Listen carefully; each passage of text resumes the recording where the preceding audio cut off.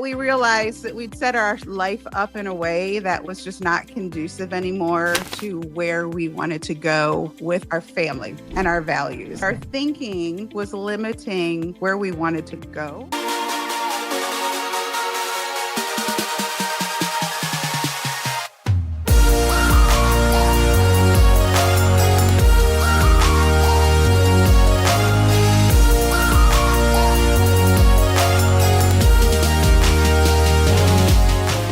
All right, welcome to another edition of Living Boldly with Purpose. And I'm Dr. B, I'm your host. And each time I get to do these, I just get more excited about the guests that we have and the people that we get to talk to because I don't know everything. I don't even know very much. I just know that I enjoy talking to people and just seeing when life works. And so when we talk about living in purpose and we talk about, being able to be in a spot where you get to do the things you want to do, the things that you believe God put you on this earth to do in a way that, for me, my prayer is, Lord, give me the wisdom to do what you put me on this earth to do in a way that pleases you and serves others. And when I get to live in that, and I get to do that, life is just good. And so what is kind of cool today, I have Genevieve, and she is on today. When we were talking before, just a little bit about, I said, Jen, what are you excited about in life? And she just said, just opportunities. Now, she's in a place right now where she gets to be happy because she's in a place on our earth that is nice right now. Where, in the U.S., I'm in Colorado, and we got a cold day right now, but most days are pretty nice. But I keep getting people. So in my mortgage business, when I do reverse mortgages and stuff, I have all these people who are selling their houses here, purchasing, houses in Phoenix or in Scottsdale or, in the place where you're at. And then they send me pictures of them golfing like yesterday. Dante sent me a picture. Oh, look at me, I'm golfing. And so a little bit jealous, but at the same time, when it's like July and you guys are stepping, I'm telling you, right? you do get pictures outside. I know. You're like, look at us. We can be outside without third-degree burns. You're not going outside, so it's so fun. But today we're gonna, I've asked her to tell her story, which you guys know we get so much fun and so much out of a story. Genevieve, I actually, last year, my goal was to interview 100 Black men and talk about success and what we could do. And I got to 105. And I'll tell you, one of the things that became a big, theme is that most of the men were saying I needed to see somebody who looked like me doing some of the things that I can do. Not exactly, but just show me that there's a path. And I said to myself, Brian, you don't need that. You don't need to see people like you that are doing things because you can just do anything. And then I caught myself going to a seminar that had like 400 people in it. It was really good. It was about trust, and it kind of springboard my podcast here. And then I caught myself. I was counting. I said, there's 1, 2, there's 30 of us. So in this seminar, and I'm like, okay, let me stop talking. We do always know the number. There's always the number, like 100%. We know the number. So as much as I wanted to tell myself it doesn't matter, it does matter. And it even mattered to me. Otherwise, I wouldn't have been counting. But there's just so many folks that are doing wonderful things that are, we get the media and we get the press and, we hear about all the deadbeat dads in the world. We hear about all the women that are struggling. And it's just, it gets depressing. And then you start actually interviewing folks and going, wait a minute, we're doing pretty good in a lot of cases. There's a whole lot of things we're not. We still got a lot of ways to go. But if we can just continue to see each other doing stuff. And so I thank you for being on. I thank you for spending your time with us today. But that's why I want to hear your story so bad, because you didn't end up where you are without going through something. And so we want to hear it. And so I'll let you take over and then we'll chop it up after that. But the floor is yours. Well, thank you. Thank you. It's an honor to be here. I love what you got going on. And it's good to have a friend somewhere cool in the summertime. Yes. So that is also very good. It's really interesting that you mention, always being aware of who else is doing what. Mhm. The number, I call it, what was the number? I've always grown up as the exception to the rule for the most part. And in my heart, I always felt like I will forge my own path.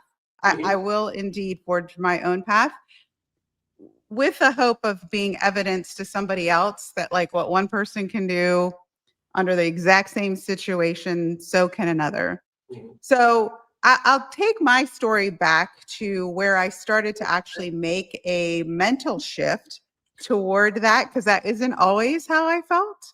Okay. I grew up in a family where my parents were married at a very young age. My father was in the army and going through school while raising 4 small children, which I can't even imagine. Yeah. So by the time they were in their early 20s, they had 4 kids already. I don't even know how they navigated that. But when I got married, my husband and I both had corporate jobs.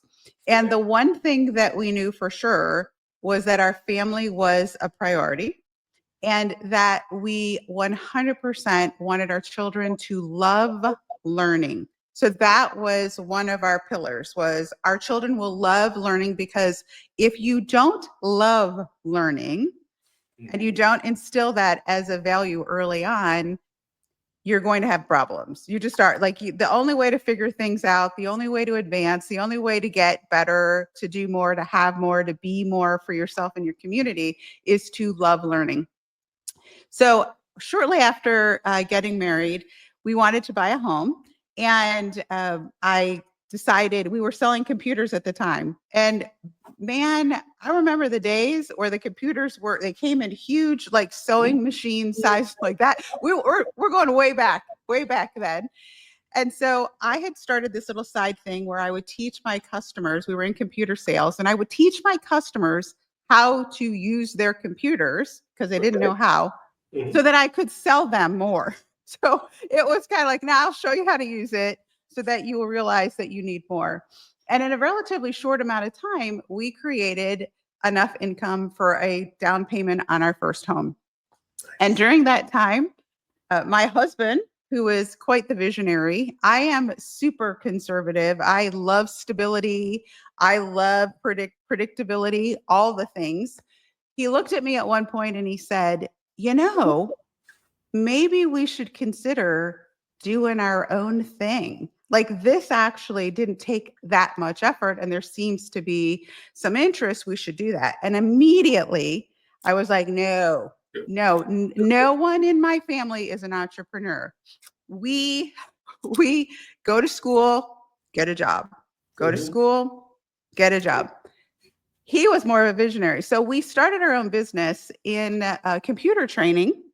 And from computer training, went into soft skills. We had a boutique training company that did very well. And along that path, we could raise our children. My husband at the time decided that he would stay. Well, we both decided we would homeschool our kids. So Wow. up until, yeah. So we were doing pretty good. And then we started having babies. And then my mother stepped in and was helping. But at some point, they got to go to school. And so he and I both decided, hey, you love this the best. So you go and run the business, and I'll stay home, work the business from the side, but also homeschool our children, which back in the day, we were hippies, like straight out 100%. We were hippies. Our family thought we'd lost our mind. Oh my goodness. Mhm. How will they be socialized? I mean, like, it was just like we had just said we were going to lock them in a basement and, never let them see the light of day. And Yeah. I would spend a lot of time telling people, well, I feel like I feel like in the time, I felt like our education system, the teachers are overburdened. I think sometimes they're at a disadvantage. And we really wanted our children to love learning. And we also wanted to instill in them values that we felt were fundamental for their success. Mhm. So went down this homeschooling path. We were doing really great. And then we lived in Detroit at the time. We had the recession. And the automotive industry was struggling, and some of those people were our clients. And when the government gave the automotive industries their bailout, it did not quite trickle down to the vendors at the time. Help them out a lot. But the rest of us that were kind of the little guys were like, well, what happens to us? That happened to coincide with the birth of our fourth child. And during my delivery, I had contracted an infection. And so I was hospitalized for 10 days while they tried to figure out how they were going to combat this infection. And I don't know if you've ever experienced anything like this, but what they literally do is they draw a little line on your body with a pen and they date it to see if the infection has moved at all. So it was like in my leg and my foot. And so they'd come in and they'd go, oh, that antibiotic isn't working. And they'd give you another antibiotic. And then they'd draw another line. And they'd say that one isn't working. And so I finally asked, I was like, well, like, what's the end game here? And they're like, we're trying to catch it before it gets to your heart. And I was like, yeah. That's a long way to go before you eat a little bit a day. Oh, no. Okay. Yeah.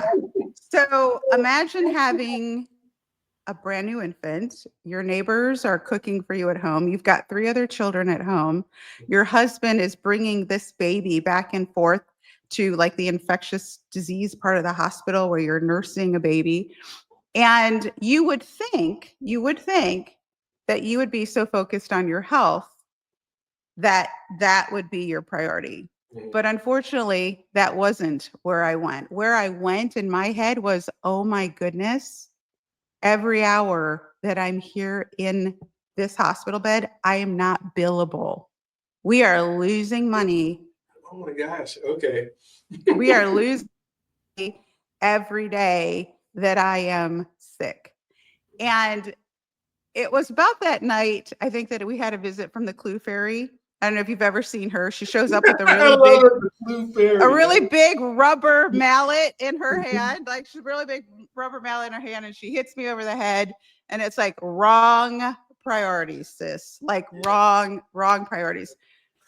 And it was then that we realized that we'd set our life up in a way that was just not conducive anymore to where we wanted to go with our family and our values. And so we began to do a series of other businesses that allowed us to have more time, more flexibility. We had to pivot because at some point people learned how to use their computers. Like, it's so funny to me now to look around. It's like, you don't get instructions or a manual. You just download something and it's like, figure it out, figure it out or don't figure it out. So we had to pivot, but we didn't know how to pivot. What we realized was that our thinking was limiting where we wanted to go. And I believe that God opened some doors that we weren't ready to walk through. But I also believe he created some circumstances where we didn't really have a choice because what was behind us was collapsing. So the only way forward, was actually forward. Mm-hmm. And we honestly, I believe, began to really rely on, here's a new open door. We should go through this with some faith. Here's another open door. We should go through this with some faith. And then I just began to really understand that there is always something else in play. No matter what you're doing, what you think is going on, there's always something else in play. So we had several successful businesses, and we enjoyed helping other people along the way because part of it was coaching other entrepreneurs. This is how, and to me, honestly and truly, and I have to tell you, 100% still love security, still love everything being laid out and predictable. I'm partnered with a husband who is not quite as conservative and would always kind of push the envelope. Here's the next thing I think we should try. What if we did this instead? What if we did that instead? And so we've taken just one gradual step at a time. And now we're really entrepreneurial addicts. Now I have walked both the corporate world. So at some point in our business life, we decided the businesses weren't working out. I needed to go get a corporate job, and I have worked as an executive, a sales executive, all the way to a C-suite level position for a $500 million company. And I can tell you 100%, there's never been a better time to do your own thing. Like literally do. Now, and I had a good job. Like I legit had a good job. I flew in the nice parts of the airplane, all the things. But I'm back in the entrepreneurial world because I also feel like it levels the playing field for everyone. Like my mission is, listen, whether you really need to have something to replace an income, everybody should have something that provides a little bit of a safety net, in my opinion. And there's a zillion ways to do it now that there weren't before. And I feel like there's no excuses at this point in time. There's just no excuses. So as you're an entrepreneur, your children grow up and watch. You've got a big family, right? They watch what you're doing. And I just I want people to understand like that you are always kind of balancing who you think you are by nature and the opportunities that are available to you. So my homeschooling kids grow up, they decide, oh, we're going to go be entrepreneurs too. And I'm like, no, don't do it. Like, isn't that terrible? Like, I literally was like, don't, security, you should value security. But they went and started their own YouTube channel. They are successful YouTubers, all four of them, YouTube together. This is their income. This is their lifestyle. They're doing their thing and being successful. So there's just always this validation going on in my life that, like, honestly, this is the path. Like this is the path. And I'm not begrudging anybody who would rather have a full-time corporate or a full-time, gig in some other area of the world or part of their industry. But I really honestly and truly believe that with AI, with social media, and having been in sales for decades, there has just honestly and truly people are easier to connect. If you connect with them, they're easier to connect with now than ever before. Like even just you and I talking. Like back in the day, I wouldn't run into somebody from Colorado. How would that happen without actually being in your neck of the woods? But I really believe that everybody needs to take control of their finances. I think everybody needs to take control of their mental health. I think choices to me is my new go-to. So whereas I used to really feel like stability was the thing, I now feel like freedom is associated with having more choices. And so having walked both of both paths, being the corporate person, and I will tell you that even working in a great company, there are things that happen that maybe don't vibe with who you are or God's plan for your life. And so you have to be brave enough to take whatever comes your way and make the best of it.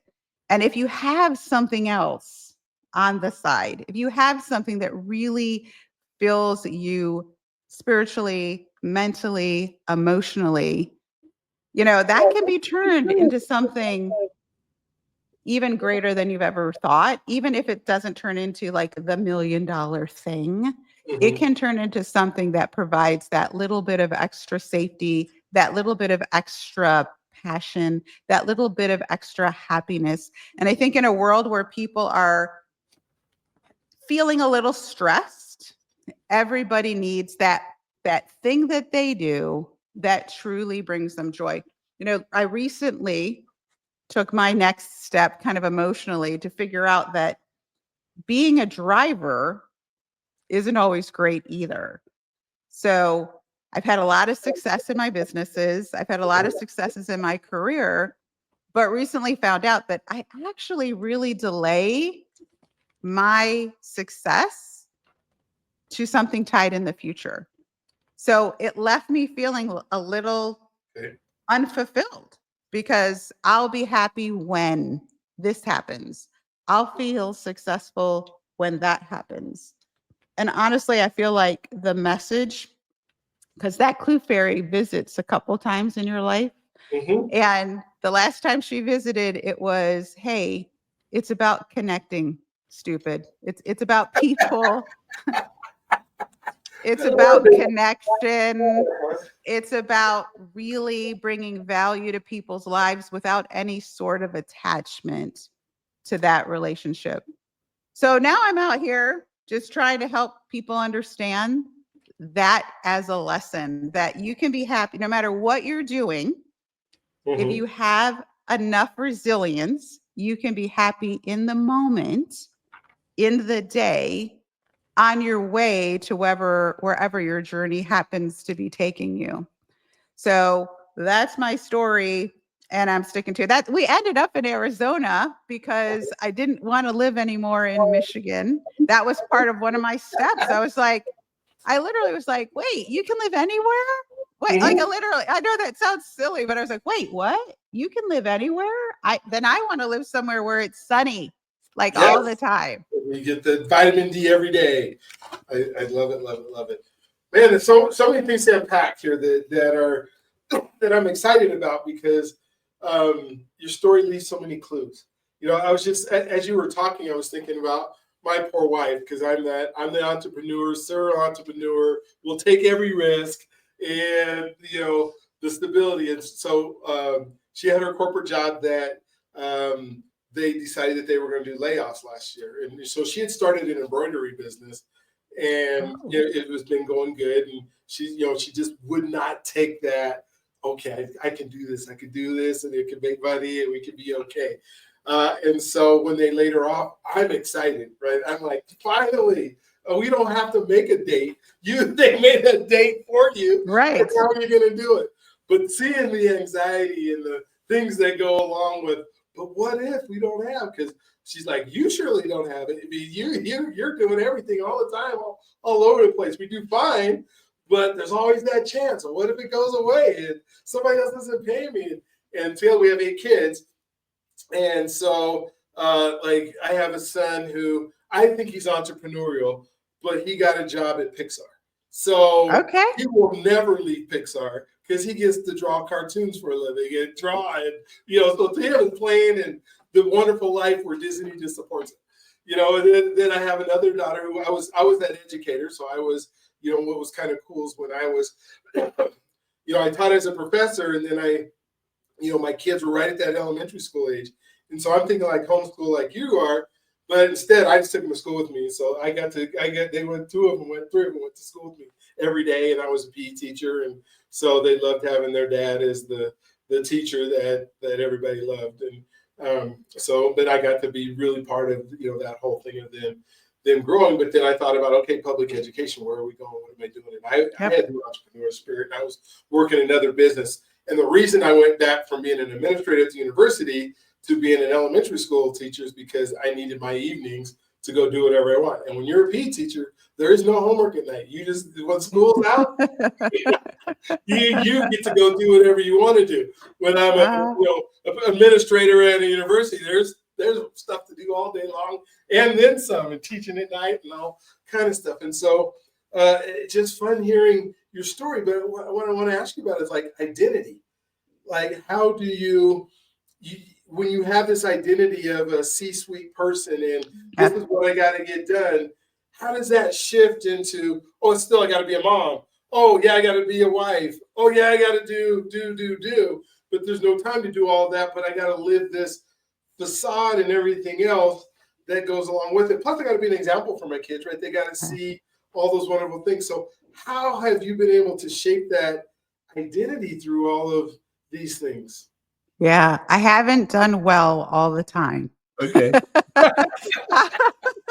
No, I have not done well all the time. And I will tell you, in the moments that I have done well, it has been because I have to be super intentional about saying no.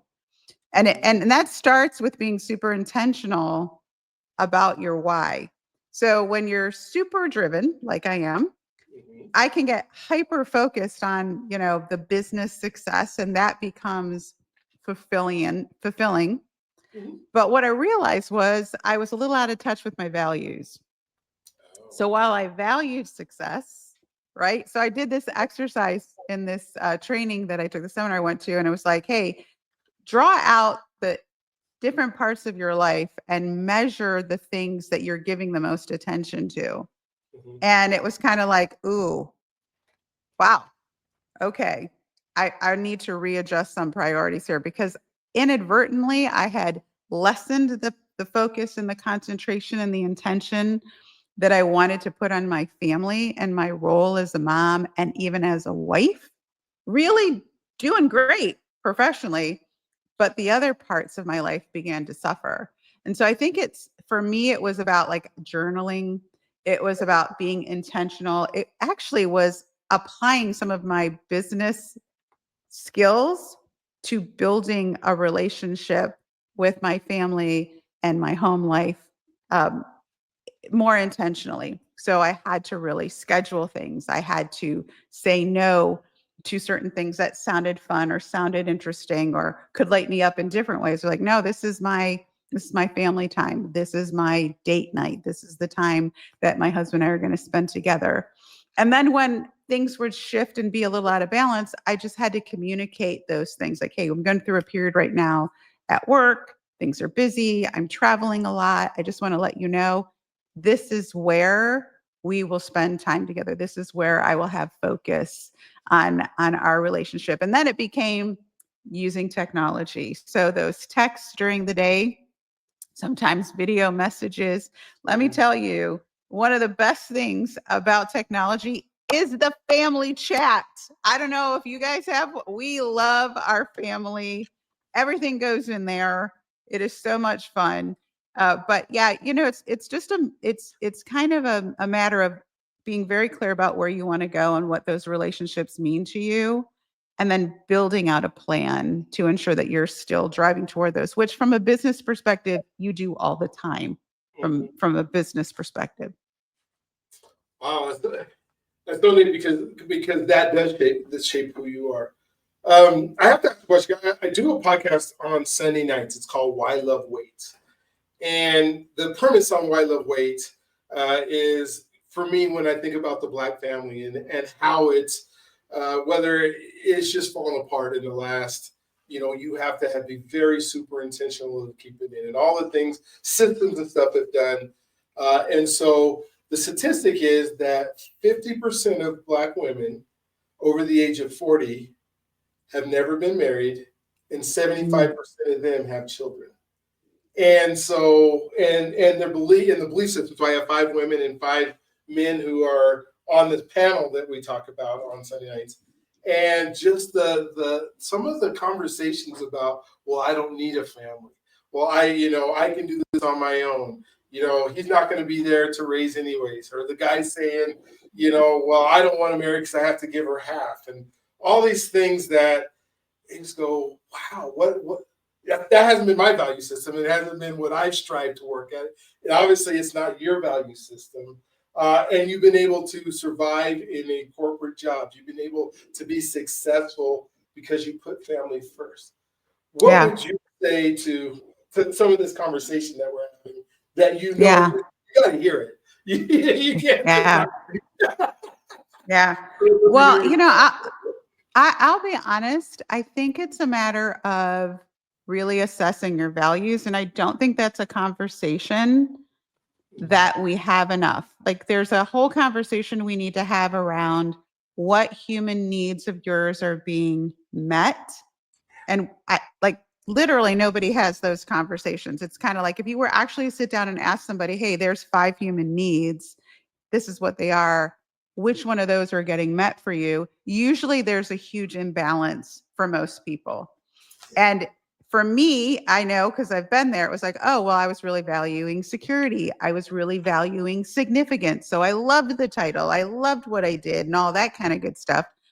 But in reality, what I really value is love and connection. At the end of the day, and I just had to get back in touch with that. And you don't see that a lot in society. Like, that's not the message that you're bombarded with every day. And especially with social media, it's like, that's not the message. No. The message isn't love, connection. It isn't, there's a little bit of authenticity, but I feel like it's authenticity with an outcome, like authenticity so you get the sale, or authenticity so that you get the next, fan, follower, what have you. But for me, at a very young age, I was very clear, like, and I don't know if it was my faith, and I just really believed that this was my path. I will tell you, at a very young age, my friends used to make fun of me because at like 19, they were like, what do you want to do? And I'm like, I want to be a mom. And my friends would make fun of me. They're like, so like, we're going to get out of college and we're going to get sports cars and you're going to get a sedan and a car seat. And I'm like, yes, that's what I want to do. So I think there's that. I also think that I was listening to a podcast today talking about how stressed most people are. And when you're stressed, you go into like fight or flight mode, which is survival mode. Yeah. So when I hear you talking about that conversation, what I hear are people giving you their survival stories. I don't want to be hurt, so I will protect myself and I won't even engage in that particular way. Now, I will tell you, from a marital standpoint, hasn't always been, sunshine and roses and rainbows and all that kind of good stuff. I mean, there's been many a season that we had to sit down and recommit. We had to do the hard work. And that is something that I think part of that conversation is, who's your support system? Mm-hmm. So who's your marital support system? Who's your relationship support system? Who's your mother support system? Who's your work support system? I think each part of your life needs your own little board of directors that you can look at and say, hey, keep me accountable. Help me here. It's hard. Listen, I don't begrudge anybody being their own, thing and being independent, but it's hard. It's hard. It's hard doing it on your own. Having children on your own, not easy. Having children with a attentive spouse is not easy. I can't even imagine what that would be, for me, as because I haven't had to be in that situation of being a single dad, and I know how I love my kids and the time I want to spend with them, and to be able to do that and support them and all that at the same time. What relationships, or because you've had to have some really good groups of people that have been in your life in order to move you forward and move you, how important it has that been, and then how much do you rely on relationships and community of people that can help you move forward?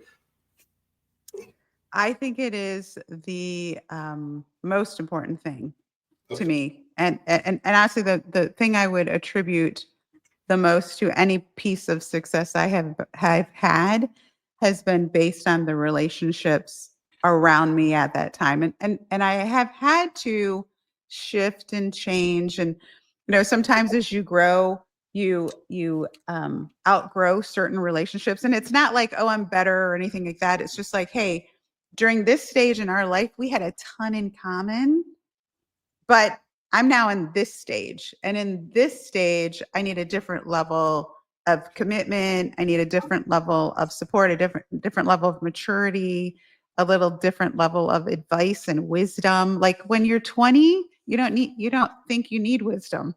Exactly. You already have it. How could you need it? When you get older, you're just seeking it out every which way because you figure that at some point you're like, no, this isn't a tactical thing. This is a wisdom thing. So I would say, and I could tell you, it's not a big group of people for me. I know who to call when I'm struggling in my relationship. I know who to call when I'm struggling in my finances. I know who to call when I'm struggling with business. And all of those people, I've given them permission to give it to me straight, and they do. So you got blind spots. If you don't have someone helping you see your blind spots, you'll stay small. Thank you for sharing that. And thank you for saying that I go have different people for different areas in my life. So I think some people believe, well, if I just get this one mentor, if I can just have this one person to guide me through, if I can just be in this one room, then, but it really, it's a village of people. And in most cases, at least for me, I've had to seek them out in many cases. It's not, I'm just going to sit at home and wait for somebody to come be my friend and tell me how I should be acting. It's me realizing I'm not 20. I don't know everything. I need other people in my lives to be able to do it. And then relying on them and then listening at the same time, which that's a whole nother story there, because once you get some really good stuff, you still go make your own mistakes, right? You still go try stuff. So yeah, and I think as you're mentioning, I think the key is to remember that failing is feedback. And so many people are afraid to fail. And it's kind of like, no. That's the whole point of having, I call it my posse. I'm like, that's the whole reason you have a posse. Because when you fail, they're going to come and they're going to kiss your little boo-boo, but they're going to prop you back up and they're going to go, this is where you were headed. And you have not proven to me you have given it your all. We are not quitting. So like, failure is feedback, and you have to have people that understand that and will hold you to your best version of yourself. Because when you're dealing with things and you have to grow your comfort zone, you're always going to retract. It's just the nature of how our brain works. Somebody said to me earlier in one of my podcasts, and we were talking about enough. And she told me, she said, enough is not an amount. Enough is like where you're at right now and living with where you're at right now. And you kind of spoke to, trying to have and even not hitting things that you had to hit. And then if you hit them, is it enough? What would you say about, that just hit me so hard, is like, we think enough is going to be when we hit this certain thing. But it's truly is just kind of living with where we're at right now. And it is that enough if we can live in where we're at. What would you say to that comment? Yeah. So I think our society is set up, and again, I'm going to blame social media, but our society is set up to always have you moving the goalpost. Mm-hmm. So it's kind of like, I got there. That's not enough. Let me, I'll be happy when this happens. I have learned to switch from my happiness being tied to goals to my happiness being tied to capacity. So how can I expand my capacity? My capacity to love, my capacity to create, my capacity to connect. So it was a little bit of a shift that I have to tell you feels so much better and rewarding, because it fuels all of those other goals that I still want to go for, because it's hard. Going for that next thing is tough. And I want to create a big impact. I not only believe that now is the best time for people, but I want to gather all the people and be like, how can I support you? Because this worked for us. It can work for you, but it's about capacity for me now versus the thing, the number, or the goal. Yeah, I love that. I mean, I'm getting schooled right now, because when I think of goals, and the older I get, the more silly goals are. I mean, I have objectives and there's things that I want to do, but when I think about a goal, is I got to put a time limit on something that I want to accomplish. And when I try to do that, or if I miss it and things aren't there, and it's like, but God controls the timing. I can't control that. Let's say I want to have 100,000 subscribers by, when I pick a date, July 1st. I can't predict one subscriber. I can't control any of that. I can control my activity. I can control my correct. And my capacity like you said, but I can't so the more I think about my goals and the things that I want, they become objectives and things that I believe I should have and work towards them. But doing what I can do about it and expanding, like you said, that capacity in Yeah. order to do Yeah.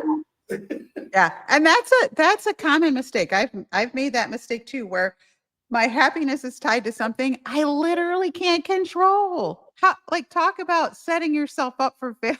Yeah. It's kind of like saying, you know what, I'm going to be happy when it's sunny 100 days in a row. It's like, you can't control the weather. Why would you attach your happiness? Your But happiness to that.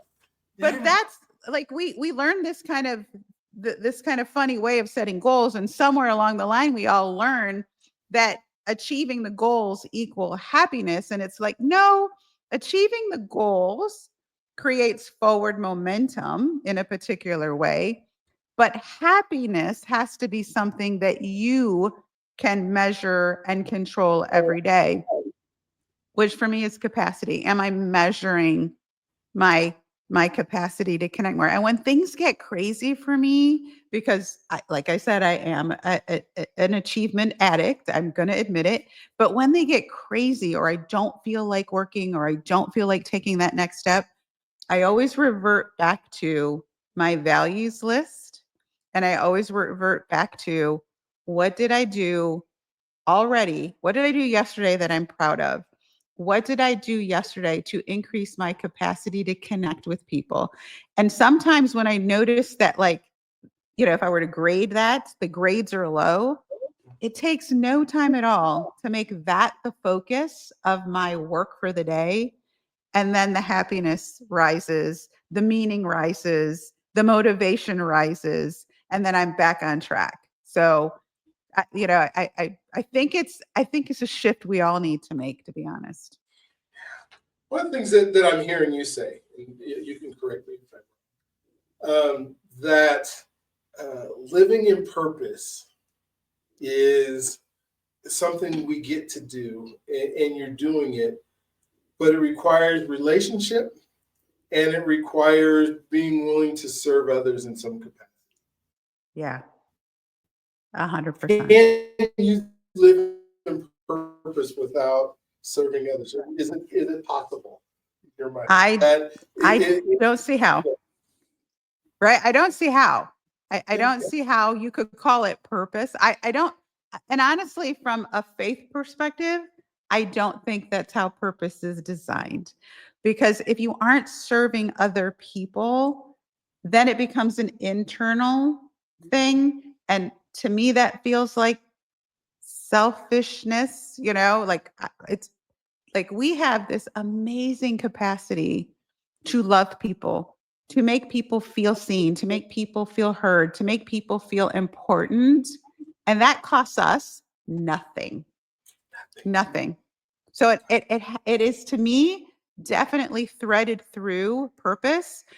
And I would say, part of what I do is resilience coaching with folks. And part of that coaching is this step everybody misses, which is, how are you going to measure success? How do we set you up for the best possible level of success, fulfillment, and joy? And I don't think that you can live your purpose and not experience those things. You'd be missing the whole point entirely, I think. well, and I think that's where we keep striving, doing, trying to hit achievement, Yes. and then we forget, wow, if all I could do was serve others, and doing it in a way that is genuine, right? It's not, I'm Yes. serving you so that I can get. I'm serving you so you can be better. And if I Yes. can do that, then everything else fills in the gaps. It fills in. That same person who I was in the podcast said, money is like applause. It's what you get for doing the things where you're serving others, and they give you, and that comes as a result of this thing. And I think we just get it backwards so much. Yeah. I would Yeah. love to hear from you just a little bit of how faith has played a part in this journey that you've had, and how you've relied on it, and made it part of who you are, because I can tell it's there. Yeah. Yeah. So for me, my life is a partnership with the Lord. And I'm always looking, one, for guidance in terms of, I don't know. I don't know. I don't know what you have planned necessarily for me, Lord. I don't always even know who should I call today. Sometimes I need to pray before I call people. One of the things that I do believe has made me successful has been my desire to be used as a vessel. One of the things that I do is keynote speaking. And there often people will say to me, well, that was great. How did that all come together? And I'm like, Hello. I just opened myself up and Mhm. literally prayed, Lord, please, please help me touch these people in a way that is going to benefit their lives and help me reflect back to them the love you have for them. And so I spend a lot of time preparing. I spend a lot of time in prayer before I do speaking, before I do phone calls, even from a morning perspective, because I have to tell you, every time I try to do it on my own, it sucks. It's lonely. It's not fun. It's confusing. I will also say that I enjoy being the best version of myself. I don't think any of us were put on this planet to just exist. And I think every single person has a part of them that needs either awakening or continued support to honestly and truly be that loving best version of themselves. And sometimes that doesn't always match with business. I'm not going to lie. There are moments that I've had to do the right thing, even though it financially may not have looked like the right thing. And I'm okay with that. I'm rooted in this notion that I'm a child of God and I have higher expectations of myself and the way I show up and how I do certain things. Um, I have spent time, reading books to increase my awareness, my understanding of my relationship with the Lord. And I'd like to think, at some point that people look at me and think, yep, she's a follower. I can tell for sure, that's ultimately my goal, is to be able for people to know, yes, they will know you by your love. And I see that. Not always perfect, mind you, in any stretch of the imagination, but I like to know that I can come back to center. My gosh, yeah. And through that example and through just the love, I mean, it comes out of you like you would not believe. And so it's so neat to be able to see it, not only see it, to be able to talk about it. What is resilience? You talked about it a little bit, but kind of give me a picture. Why is it necessary? What is it? What is it all about? Yeah. Resilience is that, I call it that perfect fuel that keeps you moving toward your goals when everything around you says you shouldn't. So it is this fuel, it's this energy, it's an intention. Grit is a close sister to resilience, but grit implies just action.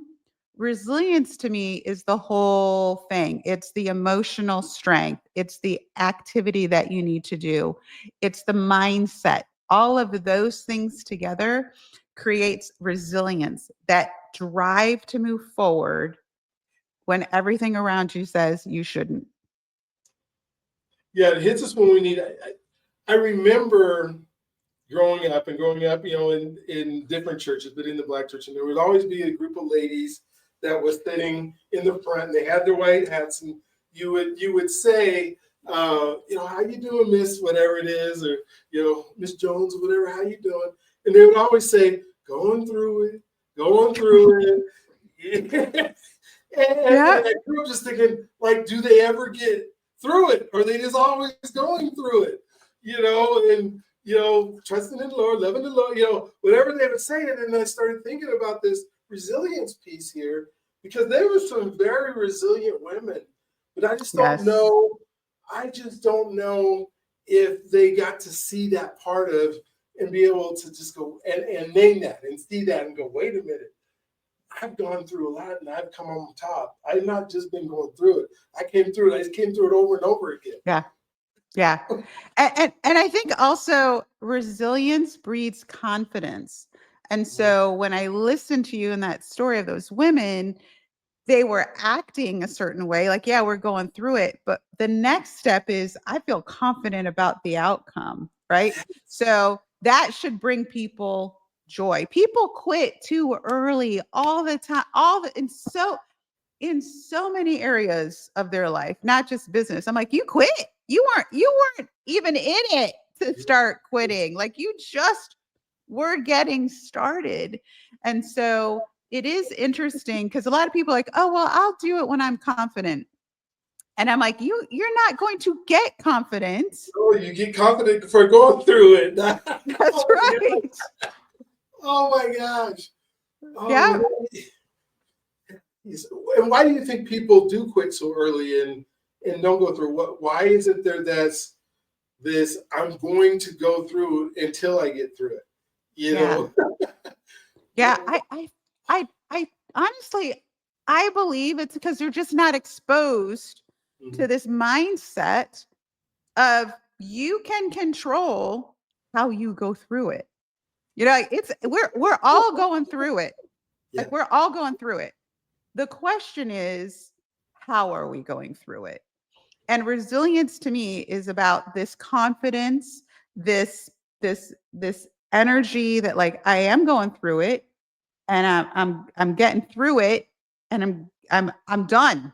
I'm done. Like, I'm close to being finished with this thing with a certain set of confidence and not victimness. And a lot of people go through things and they're like, oh, woe is me. This is what, like, even in business, I coach people a lot, and I'm like, yeah, but what's the energy here? Is the energy that you're being victimized, or is the energy that this is something you're going to learn from? You are growing. You're thankful for it. One of my prayers is always, Lord, definitely teach me the lesson. If we could speed it up, I'd be happier. But let me take the fast road here. But it really is, I think most people, and I'm thankful that I've been a part of businesses that have conditioned us to be always looking to increase our personal development. And if you're not exposed to that, and I always tell people, I'm like, when I work with them, they're like, yeah, I say, do your personal development. And they're like, oh, I do my Bible study in my quiet time. I'm like, that's spiritual development. That's different. That is different. Spiritual development is about a relationship with you and the Lord. And that is time that you are supposed to be there unequivocally for one reason and one reason only. And that is to get closer to God. Personal development is learning the tactics, the mindset, all the other things that nobody is literally just laying out for you in a recipe format, so that when something hard happens, you can recall and say, okay, I know what this is, and I know how to deal with it. And I just don't think we talk about it enough. I was telling my husband, I'm like, I think I'm going to start a TikTok, and I'm just going to go on there and I'm going to teach the next generation, not the next one. I got a couple below me. Like, I'm just going to teach them all the things that, like, they're just not learning from each other. Oh my gosh. Yes. Well, and here's what I still thank you for saying that, because personal development is what you said, not learning how to do stuff. And I think you tell somebody that personal development, well, yeah, I got on and I learned how to do Excel, or I got on and I learned how to do. No, it's not the skill you learn. Personal development is the ability to be you. It's your mindset. It's your capacity, like you've already said, to be able to be more, to become the person you need to be in order to do the thing. And we spend so much time doing and not becoming. And we're human beings, not human doings. We're not human havings. And so we have to become that person, and you have to spend a huge portion of your time, not 3% of your time on personal development, I'm like 25%, Yeah. 30%. Yeah. Time working on you. Anybody can learn. We all, yeah, we all have the lives that we are capable of creating in the moment. So if you want something different, you have to be building a different version of you. And I do believe God is involved in that. But I think there's also your ability to see certain things needs to change as well, Yeah, wherever you're at, you're 100% where you should be based on who you are right now. That's correct. That's correct. And I've worked with people before. It's like, listen, we're not even going to talk about like the business tactical stuff. What we're going to talk about is you. We're going to dig a little bit into you, your thoughts, your mindsets, because you're doing all the right things. So what's happening that you're still going through it? Like you should have been done by now.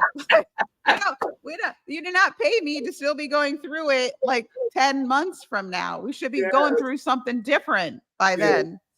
Absolutely. Well, thank you. This has been an amazing time. I want you to take some time. I'm sure, because I was selfish and I got to about all the stuff I wanted to know, but I'm sure there's some things you would love our listeners to hear and about you and whatever that we didn't talk about that you want to talk about. I want to give you the platform to be able to do that. Well, thank you. I'm just here truly to serve. I am honestly believing that this podcast is going to reach people that need to hear the message that we both shared today.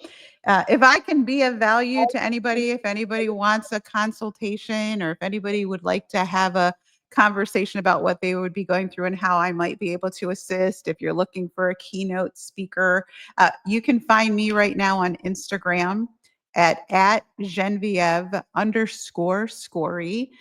You can message me. I'm pretty responsive there. Happy to have people following. This is what I talk about. I love to spend time in a world where there's a lot of crazy things on people's feeds, creating some energy, positivity, momentum through encouragement. And it's honestly a privilege to be able to do that. And I can't thank you enough. This was a great conversation. I'm so glad that we connected. As am I, and you've heard it. If success leaves clues, which I 100% believe it does, and it does all the time. When you get to have somebody like Genevieve that just talks from the heart, that talks, this is what I've done, this is how I'm able to live this incredible life that I'm living on a daily basis. And if you want that, I encourage you not only to listen to this one again, take notes, write all this stuff, but get a hold of her. She's saying there's a way to talk to me. And if we know we got to spend a certain amount of time on working on ourselves, let's work on ourselves with people and relationships that are where we want to be. Not that we're already there, or not that, when we think about, success is this amount of money that I made. It's not all about that, because, our happiness and our ability to serve others, and you truly aren't happy unless you are serving others. I just have to tell you that right now. I agree. So thank you again for being on. Go ahead and hit the subscribe button and the notifications. But more importantly, if you know somebody that this particular broadcast or this particular podcast could help, just send it to them. They can just reject it or keep it, but don't say, well, I'm going to worry about what they think of you for sending it to them. If you know that it's something that can help somebody else in their life, 100. So easy to just tell someone, I heard this podcast, I thought of you, and I thought it could serve you. So absolutely. I'm going to do it.